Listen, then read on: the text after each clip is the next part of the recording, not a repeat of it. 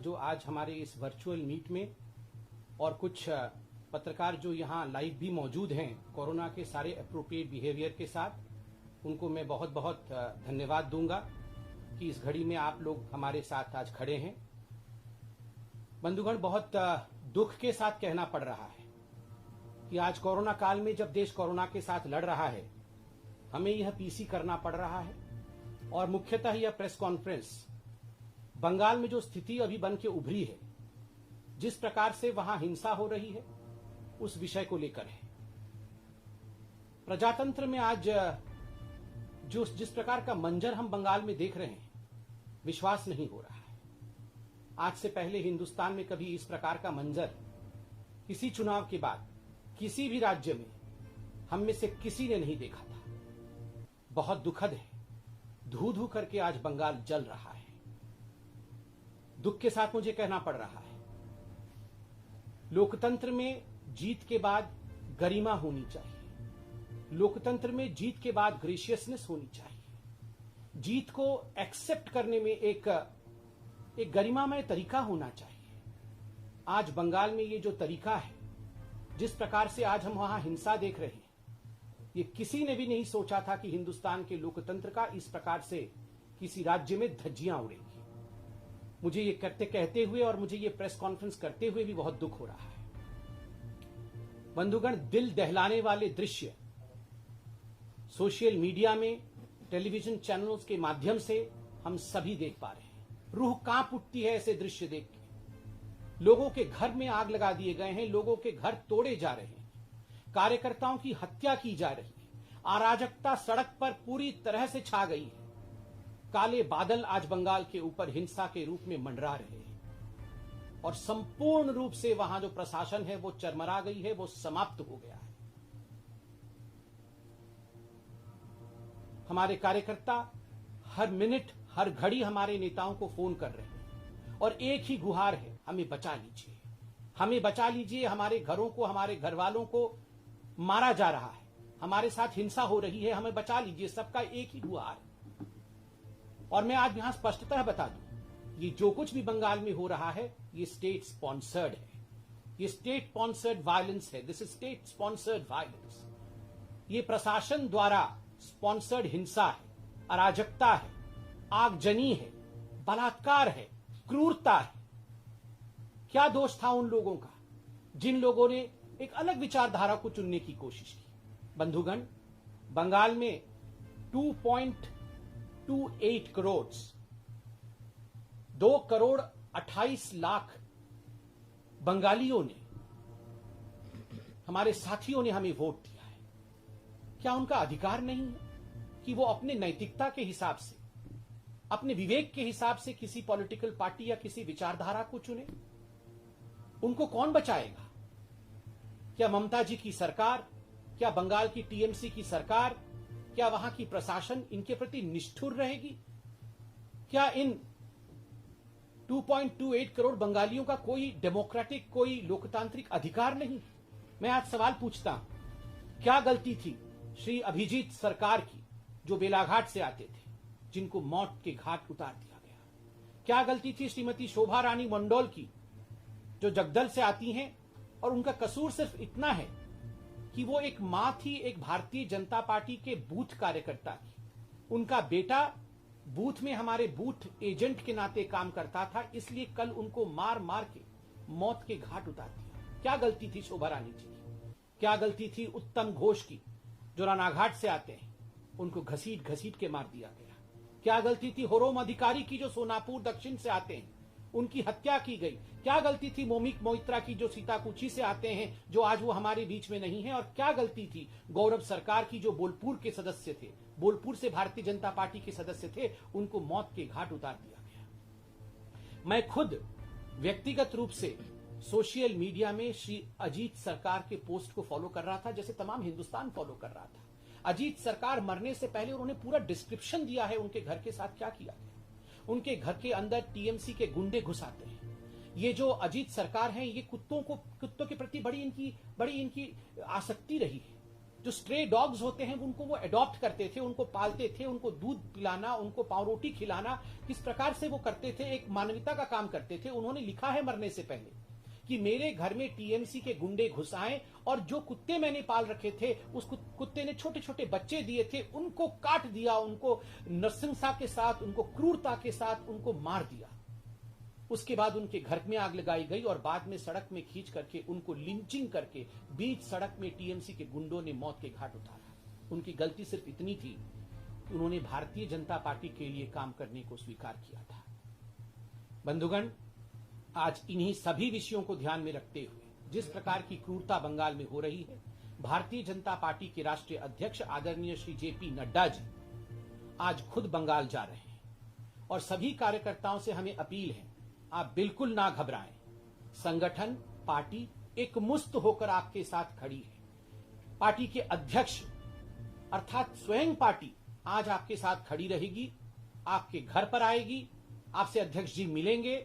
आपके दुख और सुख के बेला में, आपके दुख और सुख के बेला में हम एकजुट होकर लोकतंत्र को बचाने का कार्य करेंगे। और मैं याद दिलाऊं, ये वही जेपी नड्डा जी हैं, ये वही हमारे अध्यक्ष हैं जिनके ऊपर ममता जी की क्रूरता उस समय भी हमने देखा था जब डायमंड हार्बर जाते समय उनके ऊपर पत्थरों की बौछार हुई थी। वो तो ईश्वर का और मां काली का शुक्र है कि उनकी जान बच गई थी। मगर आज हमारे अध्यक्ष जी, भारतीय जनता पार्टी, समूचे रूप से भारतीय जनता पार्टी के जो कार्यकर्ता हताहत हो रहे हैं, जो हिंसा को सह रहे हैं, हम आपके साथ खड़े होंगे। बंधुगण, एक बात मैं कहना चाहूंगा, ये प्रायोजित हिंसा है, ये संयोग नहीं, ये प्रयोग है। ये डराने की कोशिश है कि हिम्मत तुम्हारी जो लोकतांत्रिक तरीके से तुम किसी सत्ता में आने की कोशिश करो, हिम्मत तुम्हारी जो तुम लोकतांत्रिक तरीके से लोगों के मन में घर करके लोगों के सेवक बनने की चेष्टा करो। अगर ऐसा कहीं करोगे तो हम तुम्हारे लोगों को मार डालेंगे, उनके घर जला देंगे, महिलाओं के साथ बलात्कार करेंगे। जो दृश्य महिलाओं के देखने को आ रहे हैं, रूह कांप उठता है। महिलाओं को घरों से निकाल कर बाहर बीच सड़क पे गैंगरेप करना, उनके साथ बलात्कार करना, उनके कपड़े फाड़ देना, अर्धनग्न अवस्था में उनके साथ जिस प्रकार का व्यवहार किया जा रहा है, ये किसी भी सभ्य राज्य में, किसी भी सभ्य संगठन में, किसी भी सभ्य संस्थान में ये नहीं हो सकता है। इसके लिए कोई स्थान नहीं। मैं ममता जी से अपील करना चाहूंगा, ममता जी आप जीती हैं, उसके लिए बधाई सबने दिया है आपको, जीत में गरिमा। और सबसे बड़ी बात है, आप एक महिला मुख्यमंत्री हैं, आपने अपने आप को बंगाल की बेटी बताया है। जिन माताओं के साथ बलात्कार हो रहा है, जिन बच्चियों को घर से बाहर निकाल के मारा जा रहा है, क्या वो बंगाल की बेटी नहीं है? क्या वो महिला नहीं है? Do they deserve this?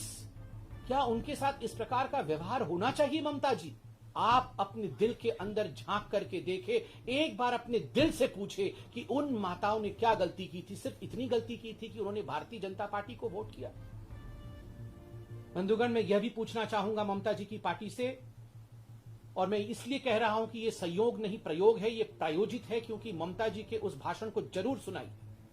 चुनाव से पहले ममता जी ने भाषण देते हुए कहा था, एक दिन ऐसा भी आएगा, ये चुनाव तो समाप्त हो जाएगा, चुनाव समाप्त होने के बाद सीआरपीएफ भी अपने घर चली जाएगी, चलो थोड़े दिन रुक भी जाएगी, उसके बाद तो घर चली जाएगी, मगर उसके बाद का समय हमारा होगा, उसके बाद का समय टीएमसी का होगा, हम भी देखेंगे उसके बाद क्या होगा, हम भी देखेंगे। ममता जी, कभी भी जो सेवक होता है वो इस प्रकार नहीं कहता है।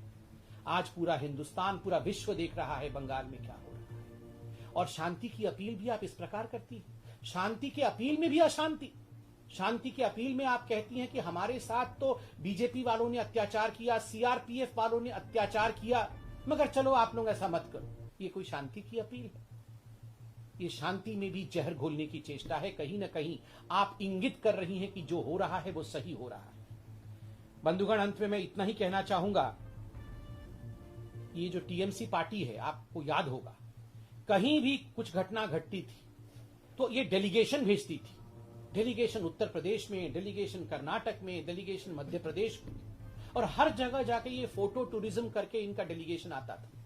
इनके 4-5 सदस्य हैं जो परमानेंट डेलीगेशन के मेंबर हैं। ममता जी, एक भी डेलीगेशन आपने इन हिंसा ग्रसित राज्यों, इन हिंसा ग्रसित क्षेत्रों में भेजा है? बंगाल के अंदर जिन माताओं का कत्ल हुआ, जिन माताओं के साथ गैंगरेप हुआ, उनके घर में या जिनके घर को फूंक दिए गए, उनके घर में कोई डेलीगेशन आपका गया है? नहीं गया है। कब जाएगा? कब ये शांति होगी? और मैं दूसरे पार्टियों से भी पूछना चाहता हूं, आप safe democracy, safe constitution, safe India, fascist India, ये सब पूरे विश्व में आप लोग जाके कहते थे। राहुल गांधी हर जगह आप जाके कहते थे। आज कांग्रेस के आपके कार्यकर्ता त्राहिमाम त्राहिमाम बंगाल में कर रहे हैं। भूल जाइए भारतीय जनता पार्टी को। भारतीय जनता पार्टी, हम तो नड्डा जी आज हमारे साथ खड़े हैं, पार्टी पूरी खड़ी है, हम तो लड़ रहे हैं और लड़ेंगे भी। आपके कार्यकर्ता मर रहे हैं, अधीर रंजन चौधरी और एनएसयूआई के लोग गुहार लगा रहे हैं। एक ट्वीट आपका नहीं होता है, आप जगते नहीं है बस सिर्फ इसलिए क्योंकि आपको सैडिस्टिक प्लेजर मिल रहा है। मुझे बहुत दुख के साथ कहना पड़ रहा है कि जिस समय सभी को एकजुट होना चाहिए, क्योंकि हिंदुस्तान के डेमोक्रेसी, हिंदुस्तान के लोकतंत्र से बड़ा पूरे विश्व में कोई लोकतंत्र नहीं है, उस डेमोक्रेसी को अगर रक्त रंजित कर दिया जाएगा तो इसमें कोई पार्टी का विषय नहीं है, ये मानवता का विषय है। मानवता के लिए हमें एक होना पड़ेगा। और मैं सिर्फ इतना याद दिला के अंत करूंगा अपने वक्तव्य को कि आज 80 सीटों के साथ भारतीय जनता पार्टी मुख्य विपक्षी पार्टी है। We are the main opposition party today in Bengal and the main opposition party takes a pledge. हम ये प्रतिज्ञा करते हैं कि हम अपने कार्यकर्ताओं को और हम वो 2.28 करोड़ बंगालियों को जिन्होंने हमारे नीति, हमारे विचार के प्रति अपनी प्रतिबद्धता दिखाई है, उनके साथ हम खड़े होंगे, उनके अधिकारों की आवाज हम बनेंगे। धन्यवाद मित्रों।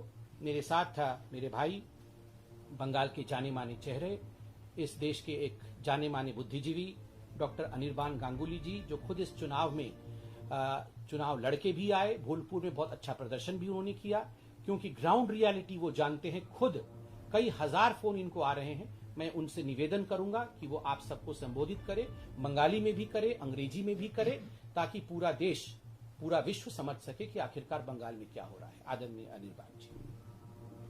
धन्यवाद সম্বিত দা, যিনি সম্পূর্ণ পশ্চিমবাংলার পুরো ইলেকশনটা লড়লেন বাংলার নিজের মেয়েকে চায় স্লোগান দিয়ে। সেই বাংলার নিজের মেয়ে কোট অ্যান্ড কোট যখন ইলেক্টেড হলেন, তখন সেই মুহূর্ত থেকে পশ্চিমবাংলার মা বোনেদের অবস্থা অসহ্য হয়ে গেছে। আজকে আমরা পশ্চিমবাংলায় ফ্যাসিজমের নগ্ন নাচ দেখতে পাচ্ছি গত কয়েকদিন ধরে, এবং এটা যে সুপরিকল্পিত সুনিয়োজিত একটি চেষ্টা সেটা পরিষ্কারভাবে বোঝা যাচ্ছে। কেন পশ্চিমবাংলার মুখ্যমন্ত্রী, যিনি সেই সরকারের গৃহমন্ত্রীও ছিলেন, সম্পূর্ণ ইলেকশনের সময় প্ররোচনামূলক কথাবার্তা বলেছেন এবং এও বলেছিলেন, বারে বারে বলেছিলেন পশ্চিমবাংলার মানুষকে যে ইলেকশন যখন হয়ে যাবে, ইলেকশন হয়ে যাবার পর কিছুদিনের পর যখন সিআরপিএফও চলে যাবে তখন উনি দেখে নেবেন। এই রকম তার হাবভাব, তার কথাবার্তা একের পর এক, কিন্তু উনি প্রত্যেকটা জনসভায় এই রকম চমকানি ধমকানি দিয়েছেন এবং এই ভাষা প্রয়োগ করেছেন। আমার বলতে খুব লজ্জা করছে যে তারই দলের রাজ্যসভার সদস্য ডেরিক ওব্রায়ান এই যে এই রকম একটি ভয়াবহ পরিস্থিতি তার দল পশ্চিমবাংলায় আজকে করেছে, তা সেই পরিস্থিতির উদ্দেশ্যে বলেছেন এগুলো হচ্ছে সাজানো ঘটনা। আমরা জানি যে পশ্চিমবাংলার মুখ্যমন্ত্রী বরাবর সব বিষয়কে সাজানো ঘটনা বলেন। সেই জন্য এর তীব্র নিন্দা করা তো করছি আমরা, কিন্তু এর সাথে পরিষ্কারভাবে এই কথা বলা হচ্ছে এবং এই কথা আমরা বলছি যে বিজেপি, ভারতীয় জনতা পার্টি আজকে প্রিন্সিপাল অপোজিশন পার্টি, এবং আমরা কিন্তু আমাদের কর্মীদের সাথে একজুট হয়ে রয়েছি। সর্বভারতীয় সভাপতি জেপি নাড্ডা মহাশয় আজকে ইতিমধ্যে পশ্চিমবাংলার জন্য রওনা হয়েছেন। উনি পশ্চিমবাংলায় থাকবেন এবং যে কর্মী আক্রান্ত হয়েছে তাদের পরিবারের সাথে উনি দেখা করবেন, তাদের সাথে কথা বলবেন এবং তাদের পাশে দাঁড়াবেন। আমাদের ভাবা উচিত যে পশ্চিমবাংলায় বিজেপি প্রায় 2 কোটির ওপর ভোট পেয়েছে এবং 2 কোটির ওপর পশ্চিমবাংলার মানুষ বিজেপিকে ভোট দিয়েছে। এবং আমাদের প্রশ্ন হলো, পশ্চিমবাংলার নবনির্বাচিত মুখ্যমন্ত্রীর সামনে, তার দলের সদস্যদের সামনে, তার নবনির্বাচিত সব এমএলএদের সামনে যে এই 2 কোটি প্লাস মানুষ যে ভারতীয় জনতা পার্টিকে ভোট দিয়েছে, সমর্থন এবং তাদের ভোটাধিকার প্রয়োগ করেছেন, তাদের কি কোনো মানবাধিকার নেই? তাদের কি কোনো রকম রাইটস নেই? তাদের কি কোনো রকম ন্যায্য তাদের পাওনা নেই যে তারা একটি মুক্ত পশ্চিম বাংলায় ভালোভাবে থাকতে পারবে? এই হলো প্রশ্ন তার কাছে। পরিষ্কারভাবে যেরকম ভাবে বীরভূমের অবস্থা, বোলপুরে আমাদের কর্মী, সক্রিয় কর্মী গৌরব সরকার, তাকে এবং তার ভাইকে সকালবেলায় দুপুরবেলায় বাড়ি থেকে বার করে গৌরবকে লিঞ্চ করা হলো এবং তার ভাইকে বেধড়ক পেটানো হলো। আমার গৌরব, তার ভাই এবং তার বাবার সাথে কথা হয়েছে, তাদের পাশে আমরা সম্পূর্ণভাবে দাঁড়িয়ে রয়েছি। বীরভূমের বিভিন্ন এলাকায় মানুষ ঘর ছাড়া, বোলপুরের ইলামবাজারে মানুষ ঘর ছাড়া এবং অন্যান্য বিভিন্ন কনস্টিটিউয়েন্সিতে পশ্চিম বাংলায় মানুষকে বিজেপি কার্যকর্তাদের ঘর ছাড়তে হচ্ছে, তাদের ভয়ে দিন কাটাতে হচ্ছে। এই কি নারী সশক্তিকরণের কথা বলেছিলেন পশ্চিম বাংলার মুখ্যমন্ত্রী, যে অন্য দলের বিশেষ করে ভারতীয় জনতা পার্টির মহিলা কর্মীরা আক্রান্ত হবে, তাদেরকে অপমানিত হতে হবে, তাদেরকে লাঞ্ছিত হতে হবে? এই পশ্চিম বাংলার কথা, এই কি বিশ্ব বাংলার মডেল উনি এবার তৈরি করতে চান? এবং এই যে 2 কোটি প্লাস মানুষ পশ্চিম বাংলায় যে বিজেপিকে ভোট দিয়েছে, তাদের কি কোনো অধিকার এই রাজ্যে নেই? এই প্রশ্ন আমরা তাকে বারবার করে করছি। উনি যেখানে শান্তির বার্তা যখনই দিয়েছে, অশান্তি ছড়িয়েছেন। কথায় কথায় বিভিন্ন জায়গায় উনি ডেলিগেশন পাঠান, সারা ভারতবর্ষে ডেলিগেশন পাঠান। উনি কি একবারের জন্য এইসব জায়গায় ডেলিগেশন পাঠিয়েছেন? এই হলো প্রশ্ন। ওনার পার্টির টিকিটে ওনার মন্ত্রীরা এবং ওনার নেতারা যারা জিতে এসছেন, তাদের কি মানুষের প্রতি কোনো দায়বদ্ধতা নেই? এবং এই খবর আমরা বারে বারে পাচ্ছি যে তাদের নিচু তরার নেতারা এই সব এমএলএ এবং মন্ত্রীদের উস্কানিতে হারমাদ বাহিনী নিয়ে, বাইক বাহিনী নিয়ে তারা বিভিন্ন জায়গায় শহরে ঘুরছে, গ্রামে ঘুরছে, তারা শাসাচ্ছে। এখনো অনেক কর্মীদের ফোনে কিন্তু অ্যানোনিমাস কলস আসছে, সেখানে তাদেরকে হুমকি দেওয়া হচ্ছে, প্রাণনাশের হুমকি দেওয়া হচ্ছে। পশ্চিমবাংলার মুখ্যমন্ত্রীর মন্ত্রী, খুব প্রিয় মন্ত্রী ফিরহাদ হাকিম, কিছুদিন আগে তিনিও উস্কানিমূলক, প্ররোচনামূলক এবং শাসিয়ে কথা বলেছিলেন এবং যেমন তার মুখ্যমন্ত্রী বলেছিলেন তেমনটি উনি বলেছিলেন। এর কথার সারমর্ম হচ্ছে যে ইলেকশন শেষ হোক, সেন্ট্রাল বাহিনী বেরিয়ে যাক, তারপর সবাইকে দেখে নেব। পরিষ্কার কথা হচ্ছে দেখে নেব। আজকে পশ্চিম বাংলায় যা হচ্ছে, এ হচ্ছে একটি পোগ্রম এবং এ হচ্ছে জেনোসাইডের দিকে যাচ্ছে। কিন্তু একতরফা ভারতীয় জনতা পার্টি কর্মীদের এবং সমর্থকদের মারধর করা হচ্ছে, বাড়িঘর ছাড়া হচ্ছে, ঘর ছাড়া করা হচ্ছে।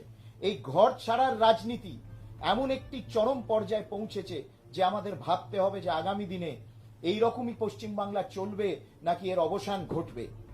এবং যে সকল মানুষজন, কেননা একেবারেই কানে আসছে না যে বিদ্বজ্জন, বাঙালি সমাজের বিদ্বজ্জনরা সব চুপ করে রয়েছেন, তাদের কোনো টু শব্দ কিন্তু আমাদের কানে আসছে না। আজকে 3 দিন হয়ে গেল। যারা উঠতে বসতে ভারতের রাষ্ট্রপতিকে চিঠি লিখত প্রধানমন্ত্রী নরেন্দ্র মোদীর বিরুদ্ধে, যারা উঠতে বসতে প্রেস কনফারেন্স করতেন মানবাধিকার রক্ষার জন্য, যারা উঠতে বসতে কলকাতার প্রেস ক্লাবে গিয়ে প্রেস কনফারেন্স করে সেখানে মানবাধিকার রক্ষা করার আহ্বান জানাতেন, তারা গত 72 ঘন্টা হয়ে গেল কিন্তু তারা চুপ করে আছে। কেন তারা চুপ করে আছেন? আমার এই প্রশ্ন তাদের কাছে। আপনারা কি বেনিফিটেড? আপনারা কি পাবার রাজনীতি করেন তৃণমূলের সাথে, তৃণমূল কংগ্রেসের নেত্রীর সাথে? তাদের আমরা কিন্তু কোনো রকম কথাবার্তা আমি শুনতে পেলাম না। এবং যারা পশ্চিম বাংলার মানুষ, যারা তৃণমূল কংগ্রেসকে ভোট দিয়েছেন, তাদের কাছে আমার একটি অ্যাপিল এবং একটি প্রশ্ন, যে আপনারা নিজেদের কনসিয়েন্সে, নিজেদের অন্তরে একবার উঁকি মেরে দেখবেন যে আজকে যেটা হচ্ছে সেটা ঠিক হচ্ছে কিনা। আজকে যে পরিস্থিতি পশ্চিম বাংলায়, মানে এটা আমরা ভাবতে পারি যে স্বাধীন ভারতবর্ষ, স্বাধীন পশ্চিম বাংলায়, স্বাধীন ভারতবর্ষে এই রকম ভোট হবে, মানুষ গণতান্ত্রিক পদ্ধতিতে তার ভোট প্রয়োগ করবে, ভোটাধিকার প্রয়োগ করে তার মতামত ভোট বাক্সে দেবে, তারপর তাকে এইরকম ভুগতে হবে। এই কি বারবার যে বলছিলেন যে খেলা হবে, এই কি খেলা? এই কি খেলা হওয়ার ছিল? গণতান্ত্রিক ভারতবর্ষে, স্বাধীন ভারতবর্ষে মানুষের সাথে এই খেলা কি পশ্চিমবাংলার মুখ্যমন্ত্রী এবং তার দল করতে চেয়েছিলেন? আমার এই প্রশ্ন। এবং যারা আজকে তৃণমূল কংগ্রেসকে ভোট দিয়েছেন তাদের কাছে আমার আবেদন এবং প্রশ্ন যে আপনারা নিজেদেরকে জিজ্ঞেস করবেন, এই পশ্চিমবাংলা আপনারা চেয়েছিলেন? এই তৃণমূল কংগ্রেসের ব্যবহার আপনারা চেয়েছিলেন এবং এই রকমই আগামী দিনে কি চলবে সেই জন্য সম্বিতদা যেটা বললেন পরিষ্কার যে ভারতীয় জনতা পার্টির সর্বোচ্চ নেতৃত্ব একেবারে এক হয়ে দাঁড়িয়ে রয়েছে তাদের কর্মীদের সাথে। ইতিমধ্যে সর্বভারতীয় সভাপতি যাচ্ছেন। আমি নিজেও আবার পশ্চিম বাংলায় আমি দিল্লিতে এসেছিলাম। দিল্লিতে এসে কালকে আমাদের দীর্ঘক্ষণ বৈঠক হয়েছে এবং সেই বৈঠকে অনেক নির্ণয় নেওয়া হয়েছে। আজকে সর্বভারতীয় সভাপতি যাচ্ছেন এবং কেন্দ্রীয় গৃহ মন্ত্রণালয়ে রিপোর্ট তলব করেছেন রাজ্য সরকারের থেকে এবং আশা করি সেই রিপোর্ট ঠিক মতো সেই রিপোর্ট যেন সত্য রিপোর্ট হয় এবং সেই রিপোর্ট যেন কেন্দ্রের কাছে পৌঁছয়। এবং সকল ভারতীয় জনতা পার্টির কর্মীদের উদ্দেশ্যে আমরা এই কথা বলতে চাই, আমরা যারা এখানে রয়েছি এই কথা বলতে চাই যে সম্পূর্ণ দল, যেটা সম্বিতদা বলেছেন, সম্পূর্ণ দল সারা দেশের কর্মী, ভারতীয় জনতা পার্টির কর্মী, তারা তোমাদের সাথে আছে। পশ্চিম বাংলার মানুষ যারা ভারতীয় জনতা পার্টিকে সমর্থন করেছে তাদের সাথে আছে, পশ্চিম বাংলার সকল ভারতীয় জনতা পার্টির কর্মীদের সাথে আছে। এবং এই যে যেরকম একেবারে হৃদয় বিদারক যে ঘটনাগুলো সম্বিতদা এখানে বর্ণনা করেছেন, মানে চিন্তা করা যায় না যে কলকাতার বুকে পশ্চিম বাংলায় এই রকম ঘটনা ঘটছে। এ তো আমরা শুনতাম যে নাৎসি জার্মানিতে হতো, এ শুনতাম আমরা ফ্যাসিস্ট সরকার যখন থাকতো, একটি ফ্যাসিস্ট সরকার, তার এইরকম আচরণ হতো। যখন একটি ডিকটেটর, স্বৈরাচারী ডিকটেটরশিপ থাকতো, সেই ডিকটেটরশিপ সরকারে এইরকম জিনিস হতো। কিন্তু কোনো গণতান্ত্রিক সরকার, গণতান্ত্রিক মানসিকতায় কিন্তু এই জিনিস হয় না। যে সকল বুদ্ধিজীবী, লাস্ট আমি বলতে চাইছি শেষ কথা, যে সকল বাঙালি বুদ্ধিজীবী এবং যে সকল সারা দেশে যে বুদ্ধিজীবীরা তৃণমূলকে সমর্থন করেছেন, অন্য দলের নেতারা, অরবিন্দজি, শরৎজি, সব চুপ করে রয়েছেন। কোথায় গেলেন তারা? তারা তো পশ্চিম বাংলায় এসে নাকি মমতাজির পাশে দাঁড়িয়ে থাকার আশ্বাস দিয়েছিলেন। তারা আজকে চুপ করে আছেন কেন পশ্চিম বাংলার মানুষের এই দুর্দশা দেখে? এই কথাগুলো আমরা বলতে চাইছিলাম।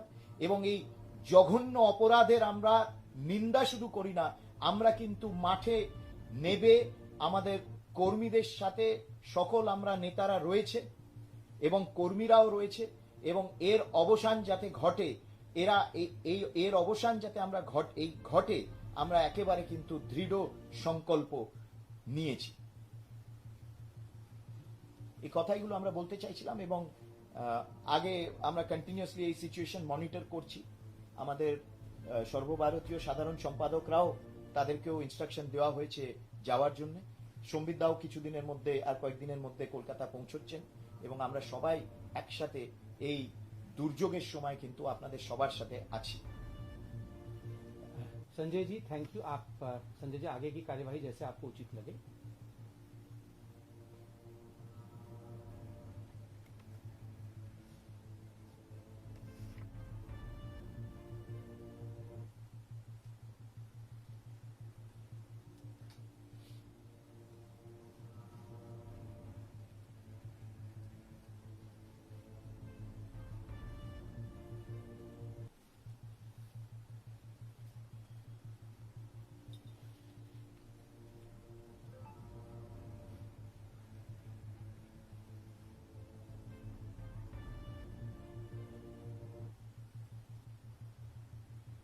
संबित जी, मेरा सवाल आपसे है। हाँ, यहाँ एक नीरज जी सवाल पूछ रहे हैं। संजय जी आपकी अनुमति हो तो, यहाँ नीरज जी व्यक्तिगत रूप से मौजूद हैं एबीपी न्यूज से। आपकी अनुमति हो तो मैं सवाल ले लूं।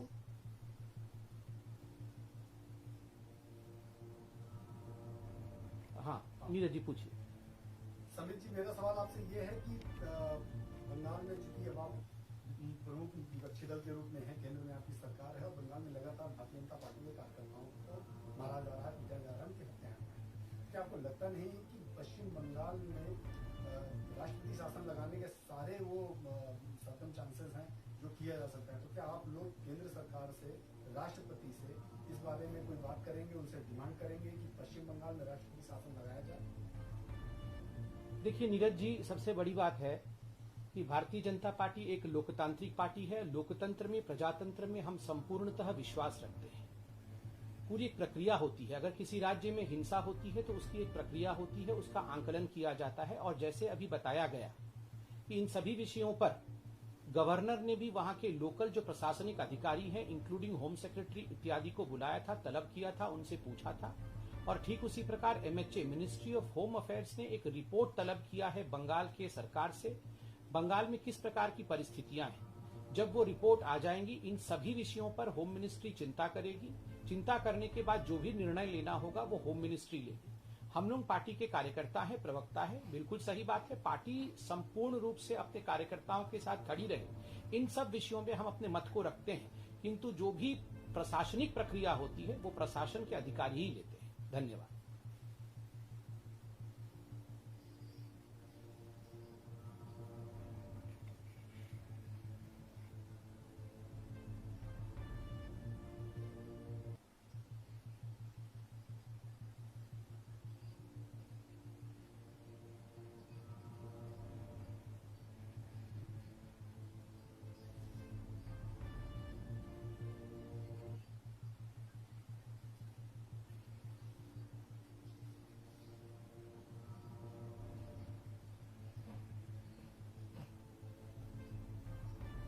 So I will take my part, and thereafter I would ask Dr. Anirbanji to answer the second part.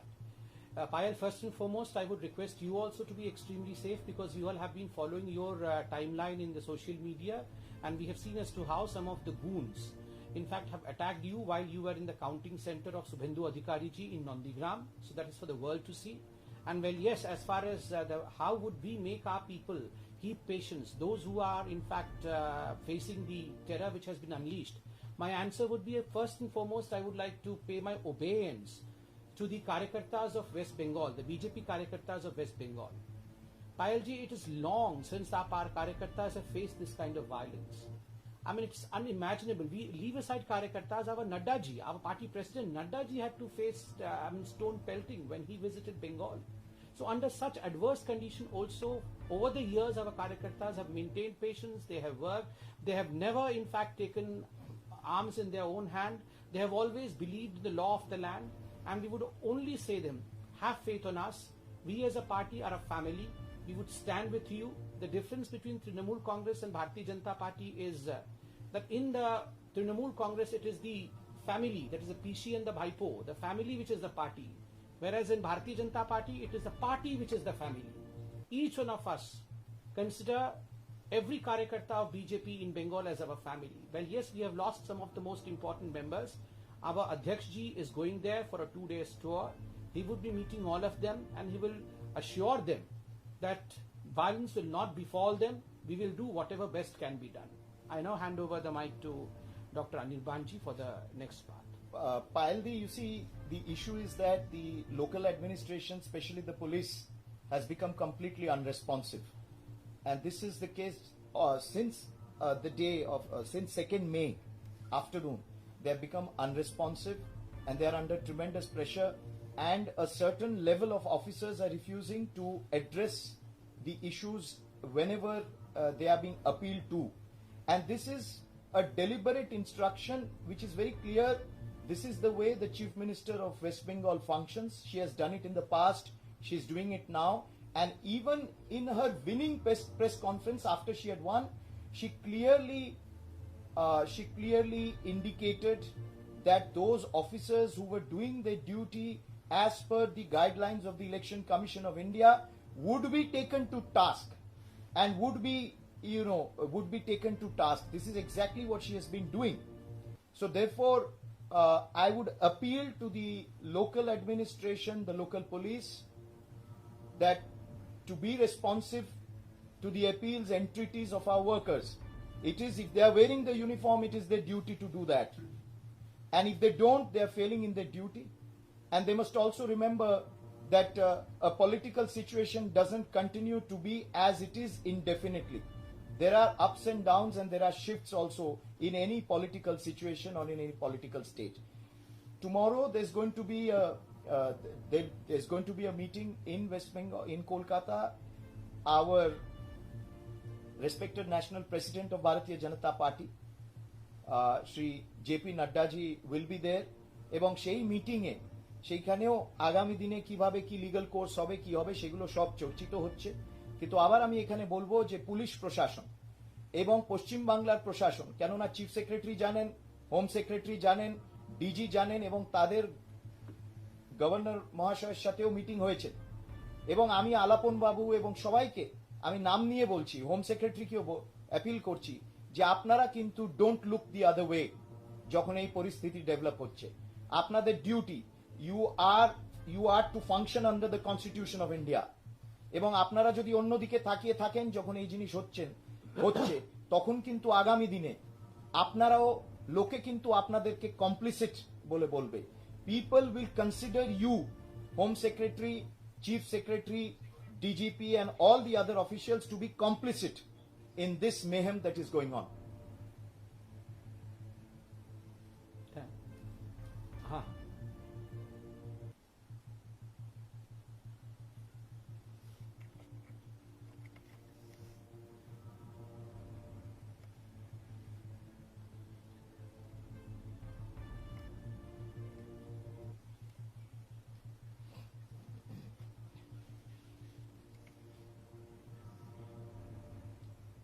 see, as in fact has been kept that our party president Nadda ji is on his 2-day visit to West Bengal, and of course all these issues will crop up.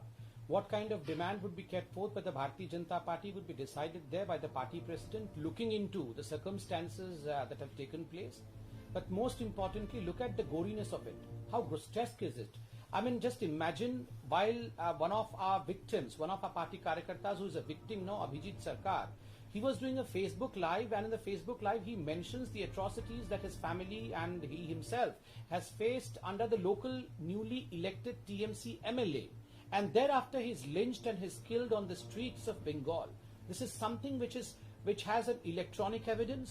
This is something which the whole world has seen because the victim himself is speaking. And let me tell you, this is almost akin to a dying declaration, because a person who is dying will never speak the lie.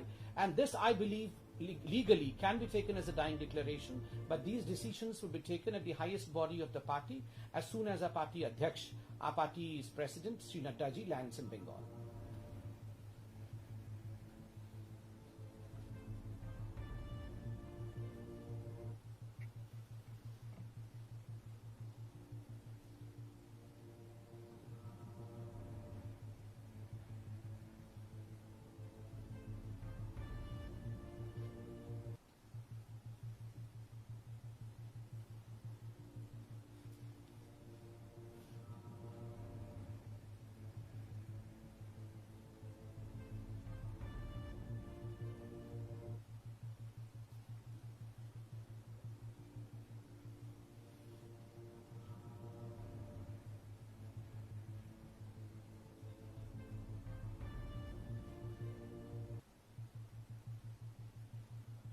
नहीं, आपने भी ये सवाल पूछा, और इससे पहले पायल जी ने भी यही सवाल पूछा था कि क्या लीगल ऑप्शंस हमारे पास होंगे, कानूनी पहलू हम किस प्रकार से हैंडल करेंगे। और बिल्कुल सही सुझाव आपने दिया है कि उच्चतम और सर्वोच्च न्यायालय के दरवाजे को हम खटखटाएंगे या नहीं। मुझे लगता है अभी केंद्र सरकार ने एक रिपोर्ट भी मांगा है। आदरणीय नड्डा जी अभी बंगाल पहुंच रहे हैं। सभी स्थितियों को देख करके ये निर्णय किया जाएगा, और हमारे कार्यकर्ताओं को बचाने के लिए, और केवल हमारे कार्यकर्ता ही नहीं, जिन लोगों ने लोकतंत्र के इस महापर्व में भाग लिया, अगर उनका जानो माल खतरे में है, तो लोकतंत्र को बचाने के लिए और उन लोगों को बचाने के लिए, उन बंगालियों को बचाने के लिए हमें कहीं भी जाना पड़े, हमें अगर हाईकोर्ट जाना पड़े, हमें अगर सुप्रीम कोर्ट जाना पड़े, तो हम हर दरवाजे को खटखटाएंगे, मगर किसी भी कीमत पर लोकतंत्र पर आंच नहीं आने देंगे।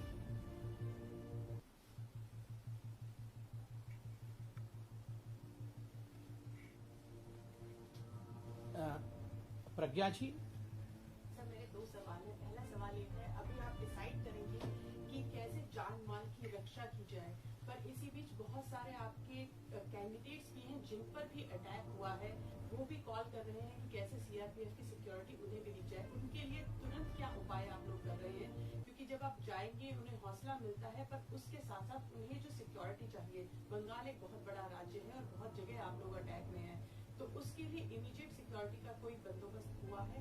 दूसरा सवाल मेरा ये है कि आज आपके सांसद हैं प्रवेश वर्मा जी, उन्होंने कहा है तृणमूल को याद रखना चाहिए कि उनके सांसद और उनके मुख्यमंत्री को भी दिल्ली आना पड़ सकता है, कहीं बीजेपी शासित राज्यों में भी जाना पड़ सकता है। कैसे देखते हैं दोनों का उत्तर देता हूं। पहली बात तो है किसको किस प्रकार से सेंट्रल सिक्योरिटी मिलेगी इसका निर्णय पार्टी नहीं करती है, ना ही प्रवक्ता इन विषयों पर कुछ बता सकते हैं। इसका निर्णय केंद्र सरकार कुछ पैरामीटर्स के आधार पर करती है। मुझे लगता है हमें इंतजार करना चाहिए। जो रिपोर्ट केंद्र सरकार ने राज्य सरकार से मांगा है उस रिपोर्ट के मुताबिक केंद्र सरकार जरूर कदम उठाएगी, इसमें कोई दो मत नहीं है।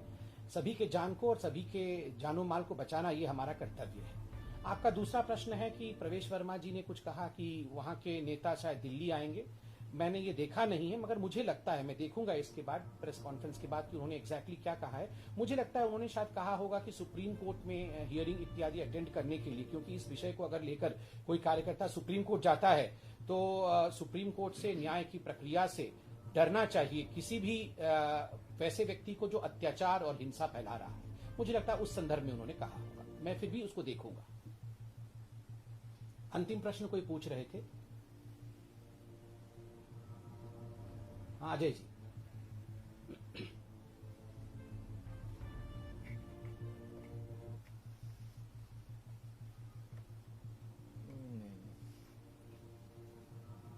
देखिए अजय जी, अभी ये विषय नहीं है कौन व्यक्ति किस विचारधारा के प्रति जा रहा है, कहां जा रहा है, राजनीतिक समीकरण क्या है, ये महत्वपूर्ण नहीं है। अभी लोगों के ऊपर अत्याचार ना हो, प्रजातंत्र कहीं दहलीज पे अपनी दम न तोड़ दे। हम जो खून खराबा हो रहा है वो खून खराबा कैसे रोके जाए, मुझे लगता है दिस इज द प्रायोरिटी। अभी ये प्रायोरिटी है। अभी राजनीतिक समीकरण बिल्कुल महत्वपूर्ण नहीं है। हमारी पार्टी राजनीति से ऊपर प्रजातंत्र को रखती है, लोकतंत्र को रखती है। हम अभी उस पर ध्यान देंगे। আর সকাল থেকে মানে গত দুদিন থেকে আমাদের যারা কর্মীরা আছে যারা আক্রান্ত হচ্ছে ঘর ছাড়া হচ্ছে তাদেরকে কোথায় সেফ হাউসে সেফ কাস্টাডিতে পাঠানো, তাদের সব প্রভিশনস ব্যবস্থা করা, এইগুলো পুরো দমে চলছে। এবং আমাদের যারা কর্মীরা বিভিন্ন জায়গায় ঘর ছাড়া হয়েছে তাদের অন্যান্য জায়গায় পাঠানো, তাদের ফ্যামিলি এবং তাদের পরিবারের রক্ষণাবেক্ষণ করা, এগুলো মনিটরিং চলছে। এবং স্টেট থেকে কন্ট্রোল রুম নাম্বারসও সেট আপ করা হয়েছে। এইসব আমাদের যেভাবে গণতান্ত্রিকভাবে করার সেগুলোও করা হচ্ছে। কর্মীরা আমাদের সাথে সম্পূর্ণভাবে রয়েছে। কেউ বিজেপি ছেড়ে 1 ইঞ্চ কিন্তু অন্য কোথাও যায়নি। ये सारे लोग, they all of them are in the Bharatiya Janata Party. In fact, this morning also, when people called me up, they said, "We are with you." Our only, they were emotional. They said, "Our only regret is that we could not make you win, but we are there with you, and please do not think that we have gone away elsewhere." So this is the kind of workers that the Bharatiya Janata Party has. Sanjay ji, मुझे लगता है, हाँ नामिका जी,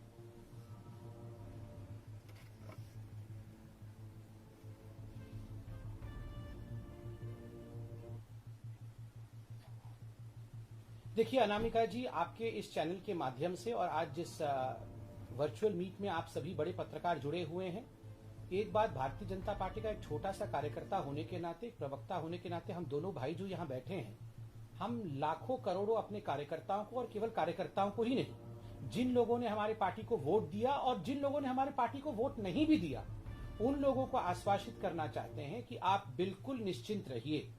हम केंद्र सरकार में हैं, हम लोकतंत्र में विश्वास रखने वाली पार्टी है, किसी भी कीमत पर आप पर आंच नहीं आने देंगे। हम आपके साथ खड़े रहेंगे। और सबसे बड़ा प्रमाण है कि भारतीय जनता पार्टी के राष्ट्रीय अध्यक्ष जेपी नड्डा जी स्वयं बंगाल की भूमि में जा रहे हैं। वो स्वयं जायजा लेंगे, वो स्वयं हमारे कार्यकर्ताओं से मिलेंगे, जिन लोगों की जानो माल की हानि हुई है उनके साथ समय बिताएंगे। एक एक विषय पर वो रिपोर्ट खुद तैयार करेंगे। जब पार्टी का मुखिया खुद खड़ा हो तो मुझे लगता है इससे एक बहुत बड़ा विश्वास तैयार होता है। और आज हम भी कहना चाहते हैं, किसी भी कीमत पे आप डरिए मत। हम लोग सत्य के राह पे हैं। सत्य परेशान जरूर हो सकता है, सत्य पराजित किसी भी कीमत पर नहीं होगा और हम होने भी नहीं देंगे। जी दादा। हाँ ज्योतिदा सुनते पाची। हाँ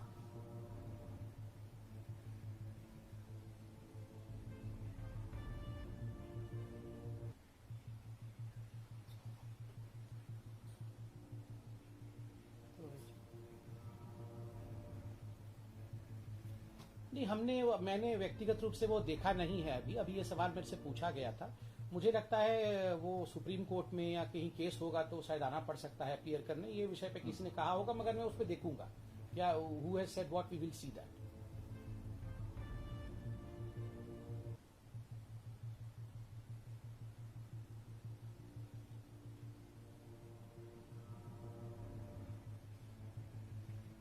देखिए, जो कैंडिडेट्स थे जिन्होंने चुनाव लड़े, जिनको हमारे कार्यकर्ताओं ने समर्थन किया, आप सोचिए उनकी मनस्थिति क्या होगी। एक एक मिनट में उनको कार्यकर्ता फोन कर रहे हैं कि हमारे ऊपर अत्याचार होगा। स्वाभाविक है, वो अभिभावक है हमारे कार्यकर्ताओं को, तो बहुत सारी चिंता उनके मन में है। किस प्रकार से बचाया जाए उनको कार्यकर्ताओं को, उसकी वो चिंता कर रहे हैं। और सोशल मीडिया में हमारे नेता एक्टिव हैं, इन सब विषयों पे वो चिंतन मनन करते हैं।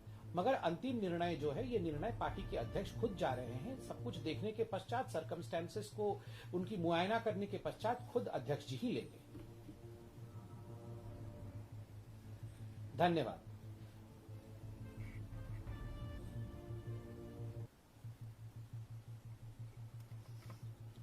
धन्यवाद। कर सकते हैं, कंसल्टेंस करना है आप लीजिए। और कोई दिक्कत नहीं। देखिए, बहुत स्ट्रिक्टली हम लोग को जितना बोला